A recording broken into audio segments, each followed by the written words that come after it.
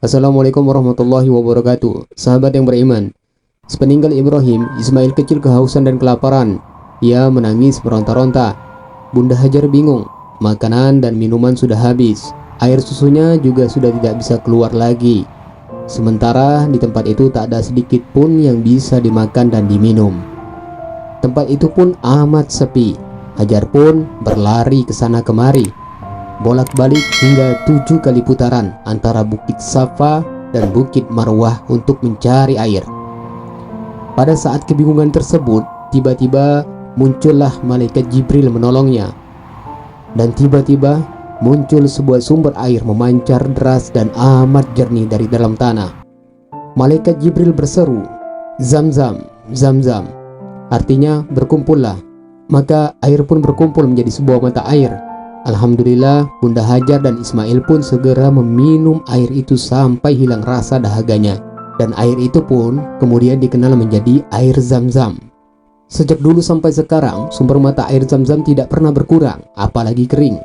Setelah ada mata air Zam-zam, maka tempat yang awalnya sepi dan kering kerontang itu pelan-pelan berubah menjadi tempat yang ramai dan subur. Suatu malam, Ibrahim bermimpi diperintahkan Allah Subhanahu wa Ta'ala untuk mengorbankan Ismail anaknya. Ismail yang baru berusia 9 tahun harus dikurbankan dengan cara disembelih. Dengan ikhlas dan tegar, Ismail menerima perintah Allah Subhanahu wa Ta'ala itu. Maka Ibrahim pun segera membawa Ismail untuk dikurbankan ke sebuah bukit di Mina. Ketika Ibrahim akan mengorbankan Ismail, tiba-tiba iblis datang menggoda Ismail. Lalu Ismail mengambil beberapa batu dan melemparkannya ke arah iblis. Batu itu pun mengenai mata kiri iblis hingga buta.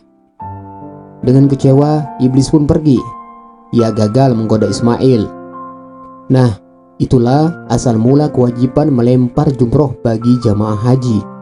Perintah pengorbanan Ismail semata-mata hanya untuk menguji ketaatan kedua hamba Allah itu untuk melaksanakan perintahnya. Dengan seizin Allah Subhanahu wa Ta'ala, kemudian pedang itu mendadak tumpul sehingga Ibrahim sama sekali tidak bisa menyembelih Ismail. Meski Ibrahim telah mencoba menyembelih Ismail berkali-kali.